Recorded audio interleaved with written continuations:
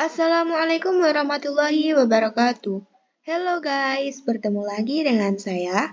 Dalam video kali ini kita akan membahas mengenai prinsip-prinsip pembelajaran IPS MI atau SD. Sebelumnya kita perkenalan terlebih dahulu ya.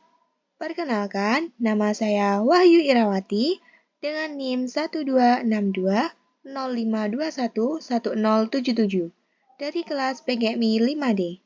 Saya membuat video ini untuk memenuhi tugas mata kuliah pembelajaran IPS MI atau SD yang diampu oleh Ibu Maftuha MPDI. Kali ini kita akan membahas mengenai prinsip-prinsip pembelajaran IPS MI atau SD. Di sini kita akan membagi menjadi 8 prinsip pembelajaran IPS MI atau SD. Yang pertama yaitu prinsip integrated atau terpadu, yang kedua prinsip interaksi, yang ketiga prinsip kesinambungan dan perubahan, yang keempat prinsip kooperatif, yang kelima prinsip kontekstual, yang keenam prinsip problem solving, yang ketujuh prinsip inquiry, dan yang kedelapan yaitu prinsip keterampilan sosial. Baik, kita next ke slide pembahasan. Yang pertama yaitu prinsip integrated atau terpadu. Penyampaian materi pembelajaran IPS dilaksanakan dengan memadukan antar disiplin ilmu yang terkait. Misalnya, kegiatan ekonomi penduduk. Dalam hal ini ditinjau dari persebaran dan kondisi fisis geografis yang tercakup dalam disiplin geografi. Prinsip yang kedua yaitu interaksi. Pembelajaran IPS menjadi dasar yang mendidik peserta didik agar memiliki pengetahuan tentang bentuk interaksi secara umum dan juga mendidik peserta didik agar mampu dan terbiasa berinteraksi dengan sesama makhluk hidup lain. Prinsip yang ketiga yaitu kesinambungan dan perubahan.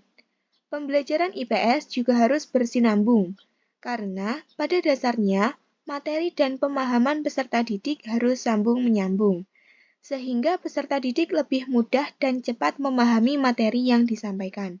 Sebagai contoh materi sejarah, ketika tidak berkesinambungan, akan membuat peserta didik kebingungan memahami alur dan hubungan sebab akibat peristiwa sejarah tertentu.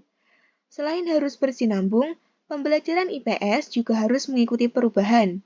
Hal ini karena manusia sebagai objek utama pembelajaran IPS terus mengalami perubahan sesuai dengan berjalannya waktu serta perkembangan ilmu pengetahuan dan teknologi. Prinsip yang keempat yaitu kooperatif. Pada pembelajaran IPS, siswa dilatih memahami hubungan sosial secara langsung dalam proses pembelajaran, dan pendidik dapat menggunakan sistem atau strategi cooperative learning ini sebagai salah satu pembelajaran langsung dalam proses pembelajaran. Prinsip yang kelima yaitu kontekstual.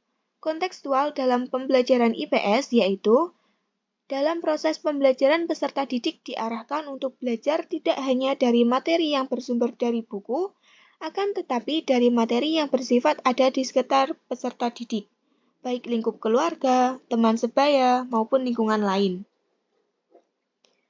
Prinsip yang keenam yaitu problem solving.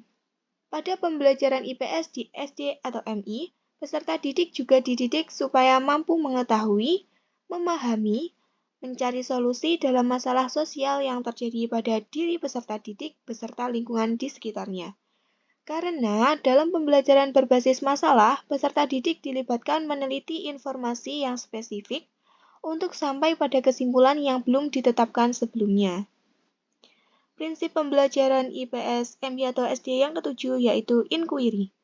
Pembelajaran IPS sebagai proses pembelajaran yang mampu merangsang kemampuan bertanya, menyelidiki, meneliti, untuk mengembangkan berpikir kritis, dan mengembangkan kemampuan berpikir peserta didik. Prinsip yang kedelapan yaitu keterampilan sosial. Pada pembelajaran IPS MI atau SD, mengasah keterampilan peserta didik dalam melakukan kegiatan-kegiatan makhluk sosial guna memenuhi kebutuhan masyarakat. Baik, itu tadi penyampaian materi yang dapat saya sampaikan. Semoga bermanfaat bagi kita semua. Terima kasih, sampai jumpa di video selanjutnya. Bye bye. Wassalamualaikum warahmatullahi wabarakatuh. See you.